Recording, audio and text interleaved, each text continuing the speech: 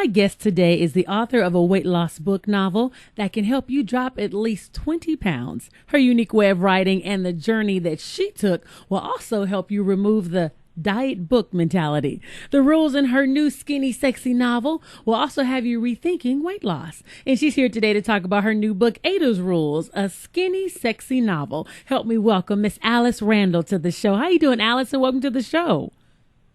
Welcome. Thank you for welcoming me, Lady Charmaine. It's so excited to be with you. I know. I love your book because the one thing I like about it, it's not just your average diet book, but I like it's a skinny weight loss novel. So can you kind of tell us, how did you come up with this idea for a skinny weight loss novel?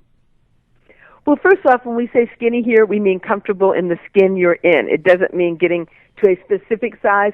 But basically, I turned around one day and I realized I was way over 225 pounds. I was trying to figure out, how did I get here? And at the same time, I wanted to make a change, but I wanted it to be fun. So I thought about, let me write a romance novel about a black preacher's wife with a lot of weight to lose, and let me lose some weight while I'm doing it. And that's how it all got started. And not only did you lose weight, you lost 70 pounds writing this book. Can you kind of tell us about your journey in writing the book and your weight loss? Well, Ada has 53 rules, and I also have 53 rules. The biggest thing is what I call the 888, which is I was very sedentary, and I went from walking 8 miles each week, drinking 8 glasses of water each day, and sleeping 8 hours each night. One of the biggest culprits in my life was I don't get enough sleep. And a lot of women don't realize that sleep deprivation plays a big role in weight gain. And so I started to switch all those things up. I switched up a lot of other things, but the big three are the 888. So make sure you walk at least 8 miles a day, drink 8 glasses of water, and sleep at least 8 hours a day. Yes, but that's 8 hours a week. Oh, 8 hours a week. 8 miles a week. Oh, 8 miles a week. Okay. Yeah, 8 miles a week. Well, that's you would really lose a lot of weight if you did 8 miles a day, but it's 8 miles a week. Okay, well, that's good. Now, Ada's Rules, you have 53 steps to your BSN. I like that. Best self now. And I wanted to kind of go over some of those rules because I think the audience will really get a kick off of it and really get a jump start. So when they really get the book, they can really go into the meat of the book. But one thing you have, rule number 1, when you say, don't keep doing what you've always been doing. Can you kind of explain that to us? Well, it's like for me, don't think that you can get no sleep and still lose weight just by cutting back on your food or exercising more, because I tried that before and it didn't work. And in AA, they say the definition of insanity is keep doing what you've been doing and expect a different result. So I decided I had to just shake this up altogether. I had never in my life gone to a Zumba class. One of the things I did was go to a Zumba class. Another thing is I just started eating different foods than what I was eating because I knew what I wasn't eating wasn't right. What I was eating wasn't right, so at first it didn't even matter what I ate as long as I was doing it different. Just shake it all up. And number 2, you said make a plan, set clear, multiple, and changing goals. Explain that, a clear goal, multiple goals, and changing. What do you mean by that? Well, a clear goal for me was to lose 10% of my body weight. That's what I first started off with. And so that would have gotten me, I don't really know how high I was at the top because I wasn't weighing myself, but let's say it was 225. Well, that would have still got me just over 200 pounds. So that was a clear goal. Once I got to 200 pounds, my goal was a new goal. I made a separate goal to lose another 10%. But it's also multiple goals. It's not just one thing every day I'm trying to do. As I say, I want to work the 888. So that means I want to think about my water, I want to think about my walking, think about my sleep. So you don't just work on one thing. And on top of that, I want to think about my portion sizes. Ultimately, you're trying to work all the rules. There are a lot of moving pieces that have to come together to have a food culture revolution in an individual life. And that's what we're really talking about. It's not about a diet. It's about creating a food culture revolution in your life so your new food and your new exercise work for you perfectly. You love it. You love it better than anything else. It doesn't feel like deprivation. It feels like, my God, I improved my life. And some of the little things are like massaging your own feet, or just before I came on today, I made myself a big glass of water, but I had really delicious juicy lemon slices in it. And so it's these little treats that you make for yourself. So it's not just giving yourself plain water, and it's not giving yourself a Coke. It's giving yourself this wonderful water that you might have put lemons or cucumbers in. Now, I like when you said a food culture revolution, where you really have to revolutionize the way you think about food and what you eat as well. And another tip that you had in there, I know I'm going ahead of myself, but you were talking about like flavored ice cubes in your water. I thought that was pretty good. I never really thought about that before, making flavored ice cubes. I love that. My grandmother used to make them with fruit, when maraschino cherries or fruit. And so I took that old black foodways tradition and I made it thinner by using herbs or sliced cucumbers to flavor those ice cubes. And then you have that beautiful glass of water with those beautiful basil or oregano ice cubes in it with the lemon juice and the cucumber slices, and you do not feel deprived. Okay, especially with those maraschino cherries. Remind me of ice cream. Be delicious. And number 3, you have weigh yourself daily. Now, this one I was like, because what if you get on the scale daily and you kind of get discouraged because you don't see yourself losing weight? So you do recommend to weigh yourself daily. I do recommend that because number 1 is we shouldn't be afraid of a number on a scale. And so when we say we should only weigh ourselves once a week, it's almost because we're afraid of it and we think it's going to ruin the day. Another part of it, so I think you should do it just to not be afraid of it. Another thing is some scientific research, this has not been completely proven, but there's some research that suggests that weighing yourself every day and maybe even multiple times a day may help your body realize and remember that you want to lose weight and up your metabolism. Because there is scientific evidence that a person who's never been heavy, if they eat a gigantic meal, that their body somehow manages to up how much it expends in calories to accommodate for that meal. But once you've been heavy, or if you are heavy, your body seems to lose that ability. And so it's almost like trying to trick the body into remembering, let's rev up the calories expended by the body. But I also think it helps us stay on track and also help us not be afraid, because even if you see a slight fluctuation up because of water weight gains or natural changes, you shouldn't be afraid of that, because we're not looking at 1 and 2 and 3 pounds. We're looking at 10% of your body weight, 20% of your body weight. And so I think weighing yourself daily helps keep us on track. That's a good point. I never really thought about that, because it's true. Once you gain weight, it seems like it's a little more harder to lose, because it's almost like the fat cell memory. It remembers things and you want to kind of release that so they know to go ahead and, you will eat later, because I know my body loves to reserve whatever I just ate, because, when you go on those little yo-yo diets. So that was a good point. Now, number 10, I love this, Alice. Budget. Plan to afford the feeding, exercising, and dressing of you. Where did that thought come from? Well, just reality. When I started off on this myself, I realized that whether it's you need exercise shoes, you need exercise clothes, an exercise bra, that it can be expensive. And if you don't plan for it, then you say, oh, no, I can't afford that, or how am I going to fit this in? You've got to really look down the whole week, the whole month, and see, what am I going to do to afford taking care of myself? That when you go on a food culture revolution, it's a little bit like having a baby, but the baby is you, that you're going to take really good care of yourself, that you're going to say, this baby does not know how to feed itself, how to move, how to take care of itself, so I'm going to do it for it. So you're just the baby you're taking care of, and you've got to make some economic plans, even if that means thinking in advance about cutting back on something else or selling something. You've got to figure out how to afford it. For me personally, eventually I really wanted a treadmill in my house, because I don't really like to exercise out in the world that much.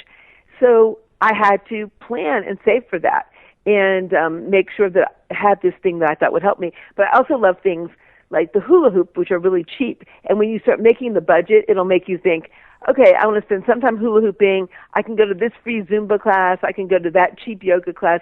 And you'll see how you can fit it all in. If you don't plan for it economically, you can't make it happen. True. And you also said add a second exercise 3 times a week. Now, why a second exercise? Why is that so important?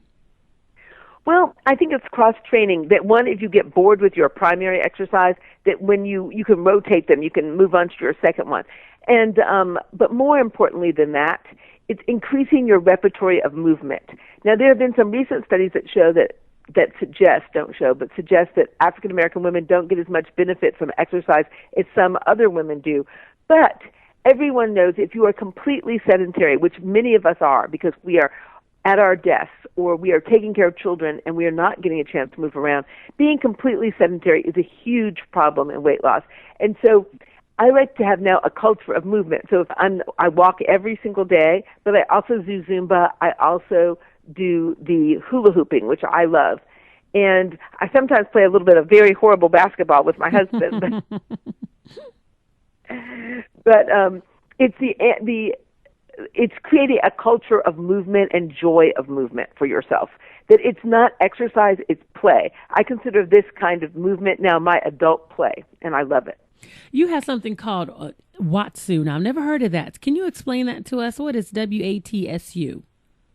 It's a kind of massage that you do in a swimming pool, and you do it with a WATSU practitioner, and they move your body in different, like your arm or your leg, against the resistance of the water while you're floating. And it's like a cross between a massage, but it's exercise because you're swimming and floating at the same time. And it's really interesting. It's some people find it like a return to the womb, and they'll almost cry. I just think it's one of these wonderful ways to do something new with your body that's joyful and happy that you haven't done before. And so I've only done it once, but I loved it. Now, you also said, don't be afraid to look cheap in restaurants. What do you mean by that? Well, I think this is a real problem for a lot of black women. It certainly is a real problem for me and a lot of my friends. And that is, we go to a restaurant, a nice restaurant, and we don't want to split the entree because we think it'll make us look cheap and like we don't know how to act when we go out or something of that sort. Whereas I have white friends who are happy to split the entree because they want to save the calories. And just last night, I was very proud of myself. I went out with one of my girlfriends, and we split the chicken entree. So we each ate half as much as we would have eaten, and we had a little appetizer. But you can't be afraid to look cheap. You know, have the appetizer for your main course, not because you're trying to save money, but because actually you'll be eating less.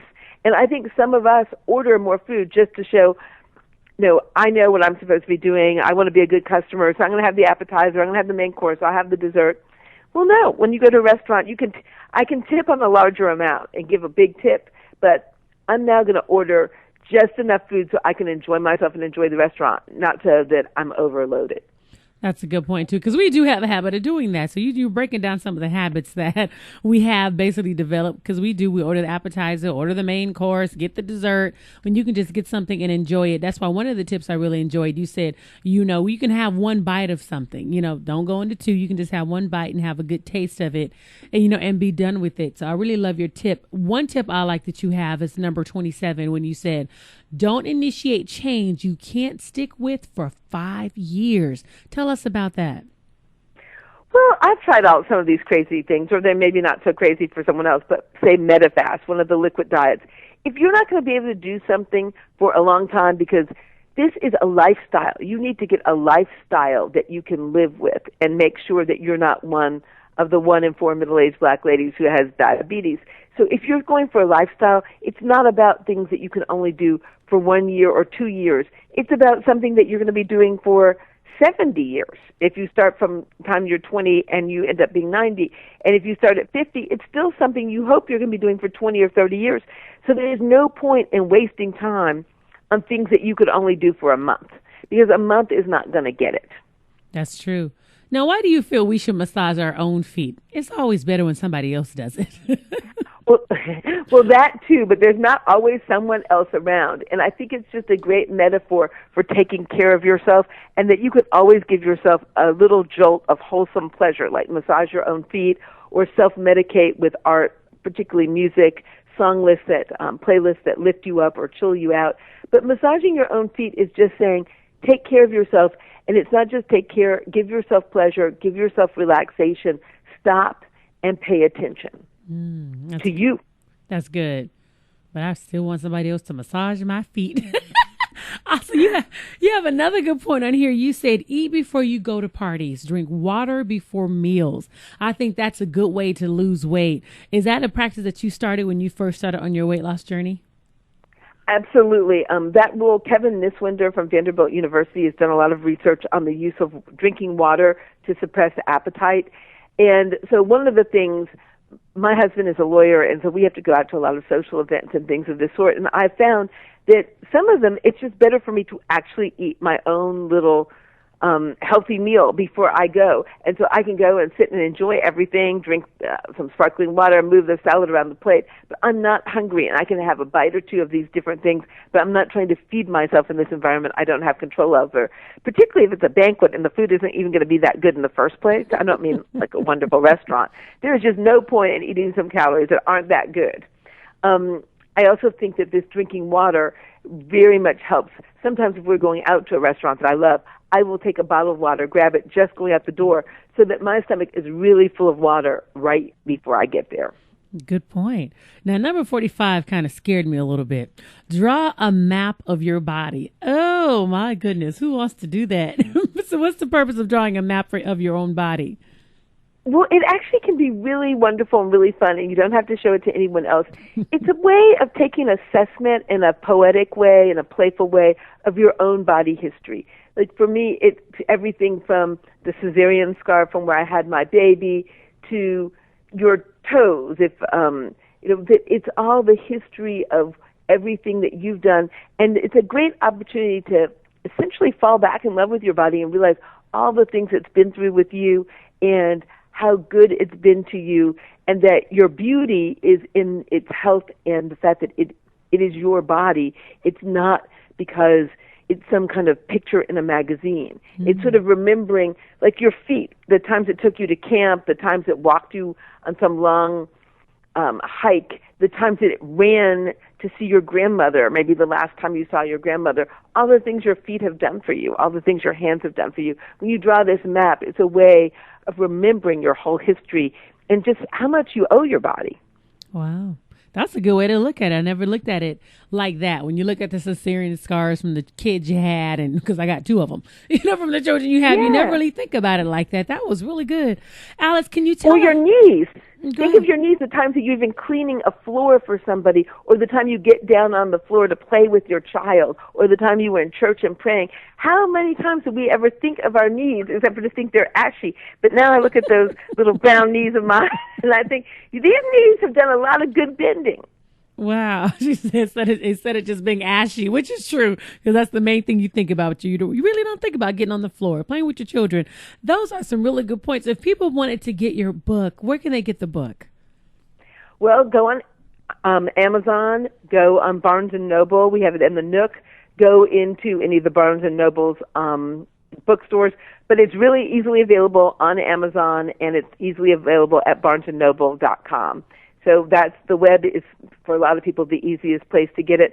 We also have a really wonderful website, I think, called www.adasrules.com, or you can get there from www.adasarmy.com, and we have all these beautiful women who have worked the rules and lots of weight, and their stories and their journey, and it gives you extra recipes and advice and a lot of company if you want to use this book, because this book is like the cheapest spa you can go to, because you've got it with you 24/7 in the house when you buy it, and it will counsel you through turning your own life into a health spa, beauty spa for yourself. Interesting. And one thing I like how you started it off with a lot of things that a lot of women do when you get ready to go to a reunion. When you get the invitation, who doesn't look at themselves and say, oh, my goodness, look at all the weight that I've gained and I'm getting ready to go back to my reunion, or it might be an old love that you want to see at the reunion. So I really like how you brought it home, because a lot of women will be able to relate to this book as everybody prepares every year for some type of milestone reunion. And I want to thank you so much for this book. It's a great book. Thank you so much. Well, it was an adventure writing it, and I love figuring out whether Preach was really cheating on Ada or not, and was Ada going to really step out? Did she lose the weight? All these things. These characters really took a life of their own when I was writing them, and I fell in love with them, and also fell in love with getting more energy in my own life while I had my own health and beauty revival, and I'm so thrilled that so many of my sisters are joining me. I didn't have quite the same level of success as Ada did, but I had a lot, and I think the number that counts is for all of us to get under 200 pounds, and for all of us to lose the 10% of our body weight that results in a 50% reduction in diabetes risk. Oh, that is great. I'm so grateful you let us come on today and talk about Ada. Oh, you are so welcome. Make sure you go and get the book. The book is entitled Ada's Rules, a sexy, skinny novel by Miss Alice Randall. Alice Randall. Make sure you go and pick it up today. Again, thank you so much, Alice. Thank you so much. Take